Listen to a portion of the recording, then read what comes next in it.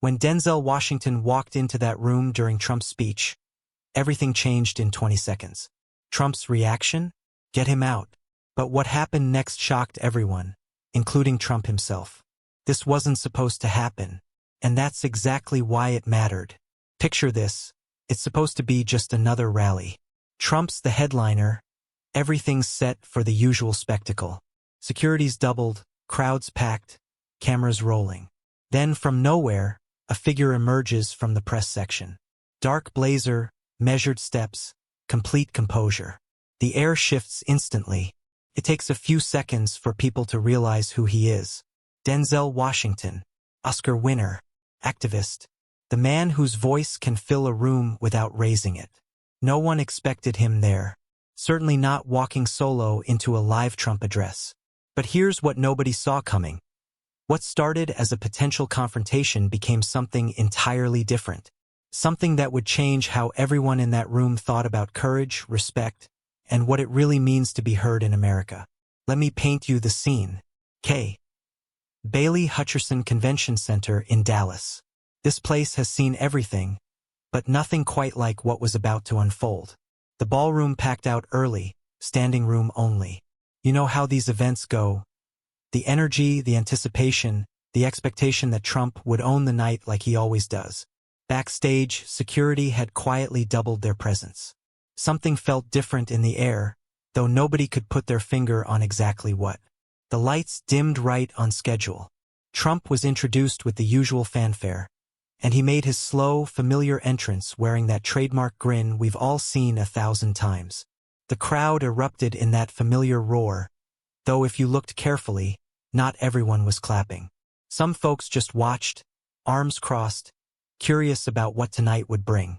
Trump stepped up to the podium, adjusted the microphone, and began his usual opening remarks. Standard stuff about America, about strength, about the people who really understand what this country needs. The crowd was with him, responding at all the right moments. This was his element, his stage, his people. At least that's what everyone thought. Then, from the edge of the press section, something unexpected happened. A figure emerged. Dark blazer, poised, taking measured steps down the side aisle. The air in the room shifted like someone had just opened a door to a different world. It took a few seconds for the audience to register who this was, but when they did, you could feel the collective intake of breath.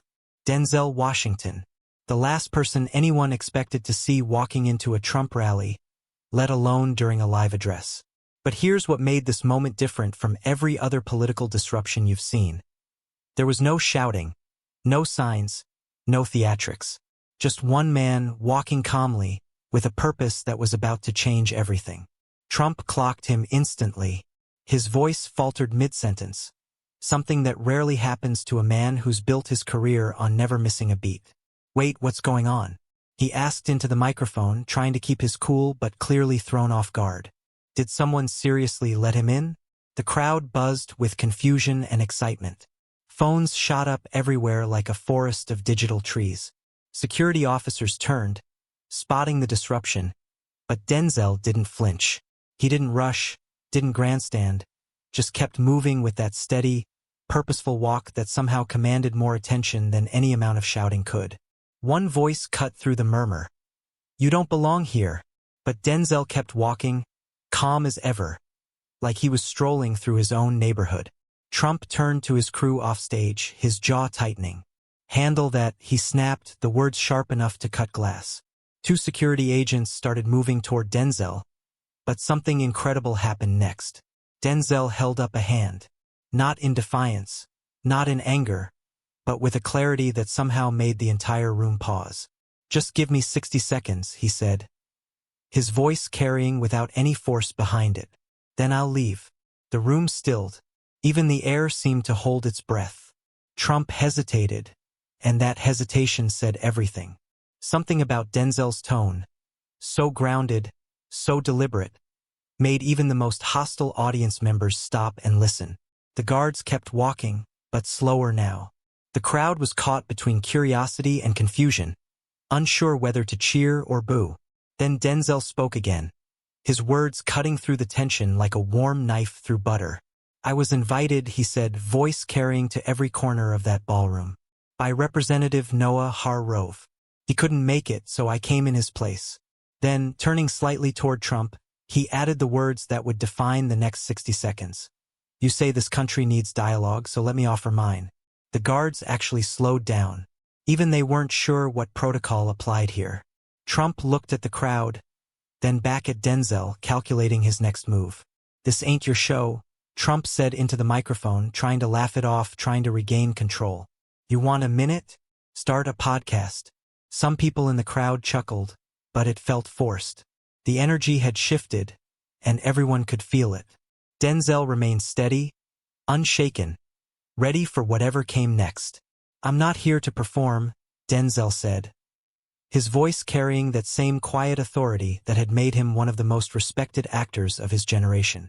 I'm here because this country isn't just for those who clap the loudest. It belongs to all of us, even when we disagree.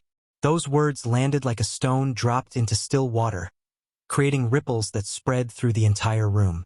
Trump stepped back from the podium, visibly annoyed. The man who had built his career on controlling every room he entered was watching that control slip away. Nope, not doing this, he muttered, though the microphone caught every word. Just get him out. But something was happening in the crowd.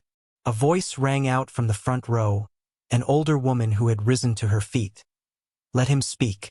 Another voice followed. Yeah, let him talk. It wasn't a wave of support, but it was enough. The room was shifting, and everyone could feel it. Phones were everywhere now, capturing every second of this unscripted moment. The carefully planned rally had left its script entirely. Trump grimaced, then threw a hand toward the microphone in frustration. Fine, he said, his voice carrying a mix of annoyance and grudging respect. 60 seconds. Say something brilliant. He stepped aside, conceding the floor to a man who had walked into his event uninvited. The guard stopped mid-step. Denzel didn't rush to fill the silence. Instead, he walked slowly to the front of the room, but here's the crucial detail. He didn't step onto the stage. He stopped just below it, turned toward the crowd, hands clasped behind his back, eyes steady and calm. The choice to remain at floor level, to literally stay grounded, would become one of the most powerful visual metaphors of the entire encounter. I'm not here to argue policy, he began, his voice filling the space without strain. Not today, because this stopped being about policy a long time ago. This is about people and the way we stop listening the second we hear a name we don't like. He scanned the room, making eye contact with individuals rather than addressing the crowd as a mass. His voice remained calm, but it seemed to wrap around the walls, reaching every corner of that ballroom. I grew up not far from here, he continued. South Dallas. Used to ride the DART past this very building every day on my way to school. Never thought I'd be standing inside it one day, asking simply to be heard. People were leaning forward now. The phones had lowered slightly as people found themselves actually listening rather than just recording. I'm not here for applause, Denzel said, his tone growing more personal, more intimate. I don't need agreement. I just want to remind us of something we seem to have forgotten. We are not enemies. We're Americans. And if the sound of a different voice is enough to threaten this room, then we've already lost a whole lot more than a political debate. The silence that followed wasn't awkward or tense. It was heavy with something real, something authentic that had been missing from political discourse for far too long. Even Trump didn't interrupt. For 60 seconds, one man had reminded an entire room what it meant to speak truth without raising your voice. Denzel gave a quiet nod, stepped back once, and said simply, "That's all." But the room didn't move. The silence remained, not tense anymore, just present, heavy with the weight of words that had actually meant something. Trump stood at the side, arms folded, watching. Even he seemed to recognize that something significant had just happened. Then, slowly, a single clap echoed from the back right corner of the room. Hesitant at first, one person, then another. It wasn't thunderous applause, but it was enough to crack the silence like the first ray of sunlight through storm clouds. The sound grew, not into a roar, but into something more meaningful. Genuine appreciation for what they had just witnessed. Trump stepped forward, cutting through the moment like a man trying to reclaim his own house. "All right," he said, forcing his voice back into campaign mode. He said his piece. "That's America, folks, even when you don't want to hear it." His words carried a mixture of sarcasm and something else, something that sounded almost like unease. Even he could feel that the air in the room had fundamentally changed. But then someone else stood up. Middle row, red golf shirt, the kind of guy who probably voted straight Republican his entire life. "Mr. Washington," he called out, his voice clear and strong. "I don't agree with you on much, but you said that better than most politicians ever could. Respect." Denzel didn't smile, didn't wave, just gave a quiet nod of acknowledgement. The simple dignity of the exchange was more powerful than any campaign speech. Trump blinked, clearly not expecting this response. He half laughed, turning toward the man in the red shirt. "Well now," he said, trying to inject some levity into the moment. "Aren't you full of surprises today?" But the joke landed flat. The moment was slipping from his hands like water through his fingers. Reporters scrambled to upload video clips. Security eased back into position, but with less urgency now. The threat, if there had ever been one, had transformed into something else entirely. Denzel took a step toward the wall, giving space back to the event, but his presence remained. No one escorted him out. No one dared. He found an empty chair near the exit and sat down, calm, silent, steady. Still present, but the attention hadn't moved on. The room was different now. Trump adjusted the microphone, trying to center himself for what should have been a routine return to his talking points. "Well," he said, forcing a campaign smile, "I think we've all had our civics lesson for the day. Now, can we get back to actually fixing the country?" Some laughter followed, some applause, but the rhythm wasn't the same. The carefully orchestrated energy of a political rally had been replaced by something more authentic and unpredictable. Trump began shifting into his prepared talking points about the economy, about strength, about America first. But it was like trying to drive on a slick road with the wrong tires.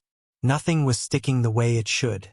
Then, right as he was finding his groove again, someone called out from the crowd, "Why don't you respond to what he said?" The question hung in the air like a challenge that couldn't be ignored. Gasps rippled through the audience. Phones shot back into the air. Trump froze, his carefully crafted momentum shattered once again. "I don't need to respond," he finally said, his voice clipped and defensive. "He's got his opinion, I've got mine. And I was the one who was invited to speak here tonight." The words sounded hollow even as he said them. The room felt the disconnect between what had just happened and his dismissive response. That's when Denzel stood again. Slowly, with no theatrics, no drama, just presence. He walked calmly toward the side aisle, but instead of heading straight for the door, he turned back to face the crowd one more time. "I didn't come here for attention," he said, his voice low but somehow reaching every corner of that ballroom.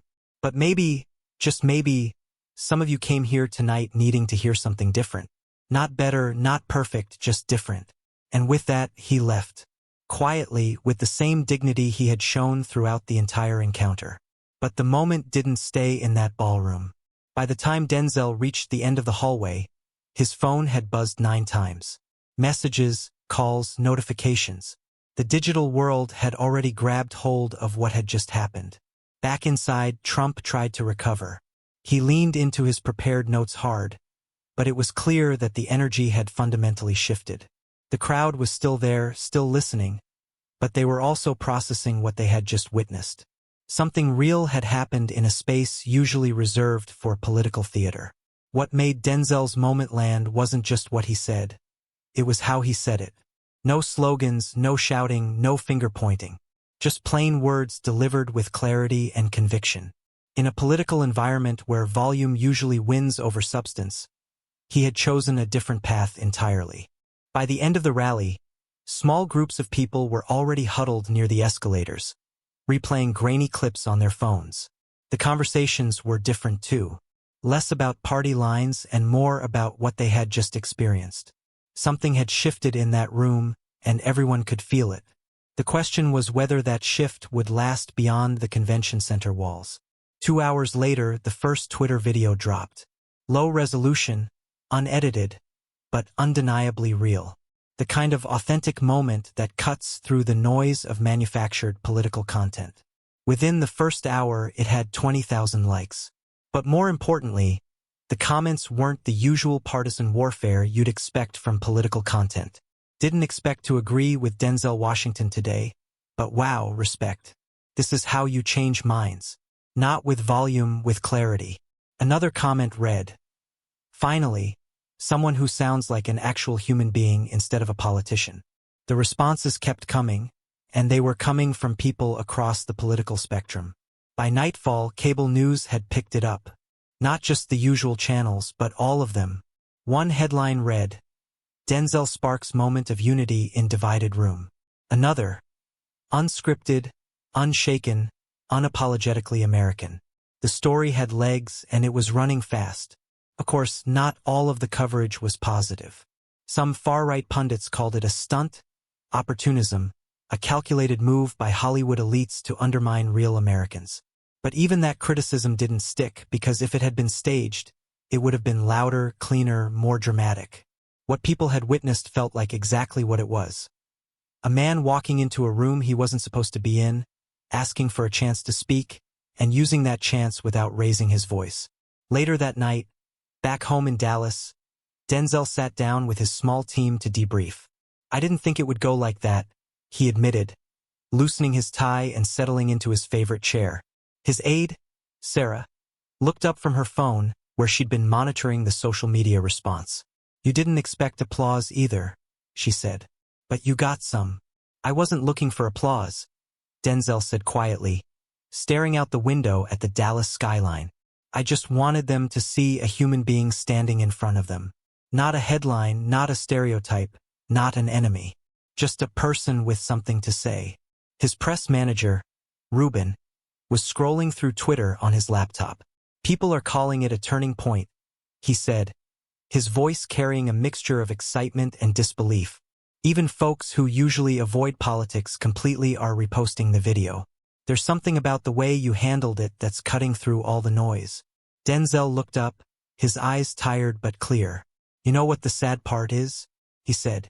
"All I did was ask for 60 seconds to speak without yelling. And that's a headline now. The fact that basic human decency in political discourse is considered newsworthy tells you everything you need to know about where we are as a country." But the impact went beyond social media metrics and cable news coverage. Something deeper was happening, something that couldn't be measured in likes and shares.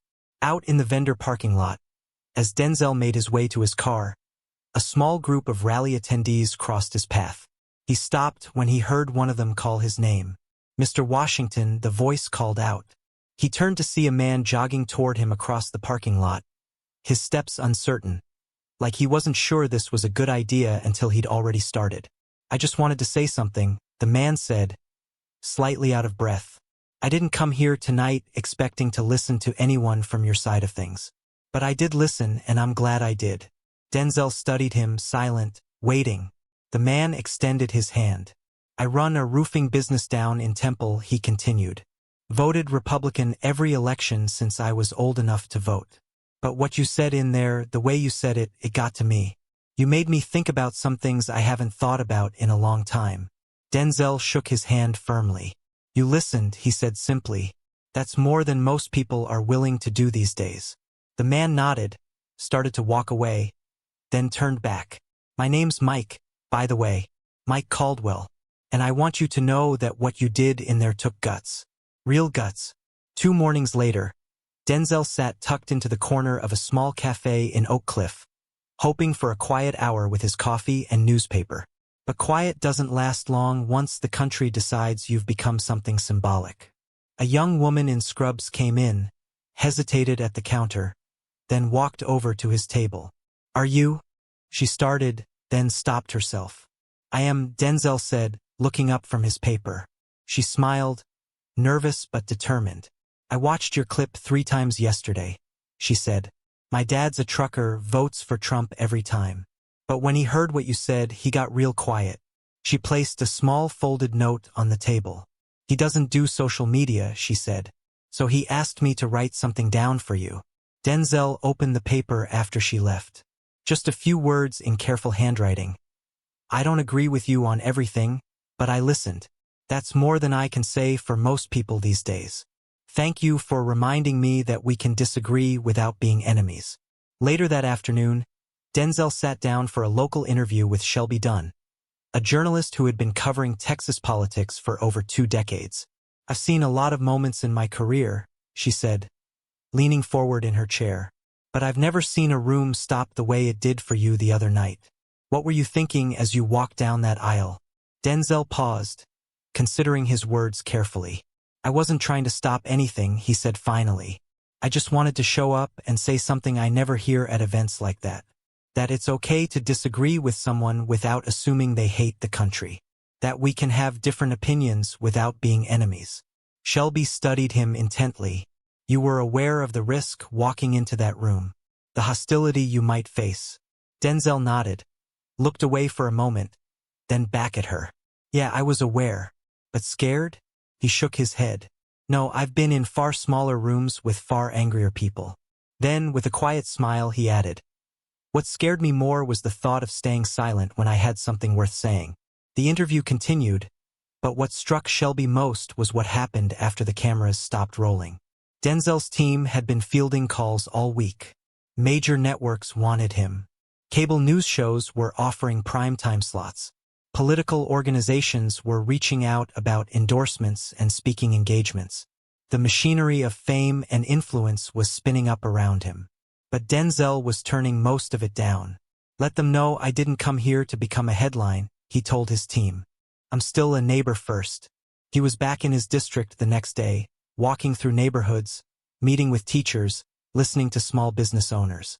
The same things he'd been doing before that night at the convention center. It would have been easy to ride the wave, to chase the national spotlight, to become another celebrity political voice. But Denzel understood something that many people miss. Once you show people a different way to be heard, they start expecting better. Not just from you, but from everyone else too. Here's what made that moment at the convention center different from every other viral political clip you've seen. It wasn't about winning or losing. It wasn't about dunking on the other side or getting the perfect comeback. It was about something much simpler and much more radical, treating people like human beings, even when you disagree with them. In our current political climate, where volume seems to matter more than substance, where the loudest voice usually wins the argument, Denzel chose a different path. He proved that you don't need to shout to be heard. You don't need to tear someone down to build yourself up. You don't need to treat every political conversation like a war. The hunger for that kind of authenticity is everywhere. You can see it in the comments on that video, in the conversations that happened in that parking lot, in the note from a trucker who had never heard of Denzel Washington before that night. People are exhausted by the constant conflict, the endless shouting matches, the assumption that anyone who disagrees with you must be your enemy. What Denzel showed us is that courage in politics doesn't always look like what we think it does. Sometimes it's not about taking a bold stand or making a dramatic gesture. Sometimes it's about walking into a room where you're not wanted, asking for a minute to speak, and using that minute to remind everyone that we're all human beings trying to figure this out together. The real question isn't whether you agree with Denzel Washington's politics.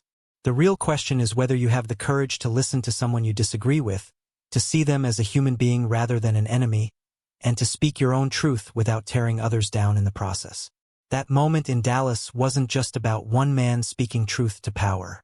It was about all of us, and the choice we make every day about how we engage with people who see the world differently than we do. We can choose to shout, or we can choose to listen. We can choose to assume the worst about people, or we can choose to see their humanity first. Denzel Washington walked into that room and reminded everyone what real courage looks like. Not the kind that dominates or intimidates, but the kind that builds bridges even when the ground beneath you is shaking. The kind that speaks truth without raising your voice. So here's my question for you. What would you have done in that moment? Would you have had the courage to speak up, knowing you might not be welcome? Or would you have stayed silent, hoping someone else would find the words? The choice is yours. It's always been yours. And that choice matters more than you might think. Because in a world that's forgotten how to listen, Sometimes the most radical thing you can do is simply show up and speak your truth with dignity. What do you think? Drop your thoughts in the comments below. If the story moved you, hit that subscribe button because we're just getting started. We're digging into the moments that matter, the ones that remind us what's possible when we choose courage over comfort, dialogue over division. God bless and God bless America.